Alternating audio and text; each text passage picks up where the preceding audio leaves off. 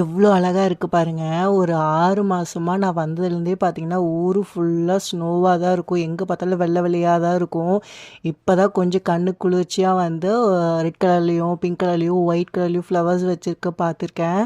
So நல்லா இருந்தது. கொஞ்ச நேரம் வாக்கிங் போயிட்டு வந்துட்டு, அதுக்கப்புறம் வந்து வீட்டுக்கு வந்து நைட்டு வந்து புரோட்டா பாப்பா கேட்டிருந்தா. ஸோ சிக்கன் சால்னா வைக்கலான்னு தான் பிளானு. பட் சால்னா வைக்கிறதுக்கு தேங்காய் இல்ல வீட்ல. ஸோ டக்குன்னு போய் இண்டியா ஸ்டோரில் போய் வாங்கிட்டு வர முடியாது. கொஞ்சம் லேட் ஆயிடுச்சு. ஸோ அதனால் வந்து சிக்கனை வச்சு செமி கிரேவி மாதிரி பண்ணிக்கலாம் ஒரு வேளைக்கு தான் அப்படின்னு சொல்லிட்டு செமி கிரேவிக்கு தான் ரெடி பண்ணிட்டு இருந்தேன். நார்மலாக நம்ம பண்ணுறதாங்க. சிக்கன் போட்டு வெங்காயம் தக்காளி வதக்கிட்டு இஞ்சி பூண்டு பேஸ்ட் போட்டு மசாலாஸ் போட்டோம்னா கிரேவி ரெடி ஆயிரும். ஸோ இந்த புரோட்டா வந்து பார்த்திங்கன்னா காஸ்கோவில் இருக்குது. ரெடிமேடு புரோட்டா தான். வீட்டு பட் நூல் புரோட்டான்னு சொல்லுவாங்கள்ல அந்த மாதிரி டைப்பு. நல்லா இப்படி அடிச்சிங்கன்னா நூல் நூலாக வரும். ஸோ இது கூட வந்து கிரேவி வச்சு சாப்பிட்டாச்சு. அவ்வளோதான். நாளைக்கு பார்ப்போம். பாய்.